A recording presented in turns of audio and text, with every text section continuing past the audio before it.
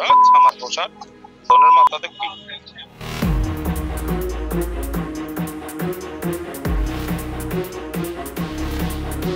পদ পদবি ছাড়া আমি লোকমান যা করেছি এই ঋণ পরিশোধ করবে কিনা। পটুয়াখালী সদর উপজেলার অলিতে গলিতে যার নাম শুনলেই গন্ধ আসে গাজার, যার চলাফেরা মানেই ইয়াবার চাহিদা বাড়ায়, সে হলো লোকমান মৃধা। নিজেকে সাংবাদিক বলে পরিচয় দিলেও তার শিক্ষাগত যোগ্যতা, লিখন শৈলী ও বস্তুনিষ্ঠতা সবই প্রশ্নবিদ্ধ। মূর্খ লোকমান কত বড় ক্ষমতাবান সাংবাদিক তা জানতে নিয়মিতই পটুয়াখালীবাসী অভিযোগ করে আসছেন আমাদের কাছে। তাই লোকমানের ক্ষমতা, সাংবাদিকতা, মাদক ব্যবসা ও মূর্খতা নিয়েই আমাদের আজকের প্রতিবেদন। লোক আছে, মান নেই, আর মাথায় আছে শুধু ইয়াবার ধোয়া। এই ত্রিভুজে বসেই গড়ে উঠেছে মূর্খ সাংবাদিক লোকমান মৃধা। রাতে মাদক ব্যবসা আর দিনে মাতাল সাংবাদিকতা, এই দুই পেশার সমন্বয়ে পটুয়াখালীতে গড়ে তুলেছেন এক ছদ্মরাজ্য। ফেসবুকের একটি কথিত পেজের ডিরেক্টর পরিচয় দিয়ে ঘুরে বেড়ান নানা জায়গায়। নিউজের নামে টাকা আদায় করেন 200 থেকে 1500 টাকা পর্যন্ত। এছাড়াও লোকমান বিভিন্ন জায়গায় বলে বেড়ান 6-7 বছরের অভিজ্ঞ সিনিয়র সাংবাদিক, কিন্তু তার হাতে যদি 5 লাইনের একটা নিউজ লিখতে দেয়া হয় তিনি লিখবেন 10 লাইনের ভুল। লোকমান যেন সাংবাদিকতার ভুইফোর বানান ভুলের ব্র্যান্ড অ্যাম্বাসেডর। তার এই মাতলা সাংবাদিকতা এখন পটুয়াখালীতে এক হাস্যরস্যের বিষয়। ওসি থেকে ডিসি, চেয়ারম্যান থেকে মেম্বার, কেউই তার দাপট থেকে রেহাই পাচ্ছেন না, কারণ লোকমান নিজেই মনে করেন তিনি কারো তোয়াক্কা করেন না।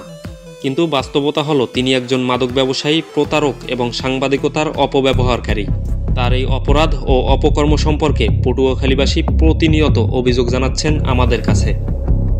গত 5 আগস্টের আগে লোকমান মৃধা ছিলেন স্বৈরাচার হাসিনা সরকারপন্থী। নিজ ফেসবুক প্রোফাইলে শ্রমিক লীগের স্লোগান, সরকারি দলের পোস্ট আর স্বৈরাচারপন্থী নেতাদের নামে গালভরা প্রশংসা করতে দেখা যেত হরহামেশা। বিশেষ করে উপজেলা পরিষদ নির্বাচনের সময় সে দিনরাত সোশ্যাল মিডিয়ায় প্রচার চালিয়েছেন আওয়ামী লীগ মনোনীত প্রার্থী অ্যাডভোকেট গোলাম সরোয়ারের পক্ষে। কিন্তু হঠাৎ 5 আগস্টের পরেই ঘটল দৃশ্যপটের রদবদল। পাল্টে গেল লোকমানের ফেসবুক টাইমলাইন, পাল্টে গেল ভাষা, সুর এবং অবস্থান। এবার সে আওয়ামী লীগ বিরোধী পোস্ট দিতে শুরু করলো, নাম বলল একাধিক নেতার, মামলাও করেছে কয়েকজনের বিরুদ্ধে। তবে কৌশলটা এখানেই শেষ নয়। এই নাম প্রকাশের তালিকা ও মামলার নথিতে তারই হাগামতার সহযোগী প্রভাবশালী বখাটে শ্রমিক লীগ নেতা শাহিন মৃধার নাম নেই। সবাইকে টার্গেট করলেও শাহিন মৃধা কেন বাদ? তাহলে কি লোকমান টাকা ও স্বার্থের বিনিময়ে সাবেক পৌর মেয়র মহিউদ্দিন আহমেদ সহ আওয়ামী লীগ নেতাদের বিরুদ্ধে মামলা করেছেন? কথিত সাংবাদিক ও ইয়াবা ব্যবসায়ী লোকমানের এই রংবদল আসলে কি ন্যায়ের জন্য, নাকি পরিস্থিতি বুঝে নিজের নিরাপত্তা আর লাভ নিশ্চিত করার কৌশল? গত 5 আগস্ট হাসিনা পলায়নের পর পটুয়াখালীতে বিএনপির আলতাফ হোসেন চৌধুরীর ঘনিষ্ঠ সাংবাদিক পরিচয়ে বিভিন্ন অপকর্মে লিপ্ত হয়েছেন কথিত এই সাংবাদিক ও ইয়াবা ব্যবসায়ী লোকমান মৃধা। বর্তমান প্রেক্ষাপটে পটুয়াখালী জেলায় বিএনপির 2টি গ্রুপ, এর মধ্যে আওয়ামী প্রেমী ও মাদক ব্যবসায়ী লোকমান মৃধার মতো লোকজন বেশিরভাগই ঢুকে যাচ্ছে বিএনপির আলতাফ হোসেন চৌধুরীর গ্রুপে। প্রশ্ন হচ্ছে, কথিত সাংবাদিক ও মাদক ব্যবসায়ী লোকমান মৃধার মতো লোকজন কিভাবে তার পরিচয় দিয়ে অপকর্ম করে বেড়ায়? সাংবাদিক একটা ছোট ভাই আছে, নাম মীরা। ও আসলে প্রতিবাদমূলক পোস্ট করে থাকেন। অনেকের কাছেই আতঙ্কের নাম মীরা।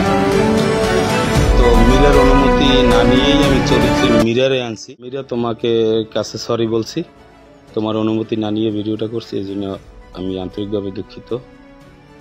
ভালো থাকবেন সবাই।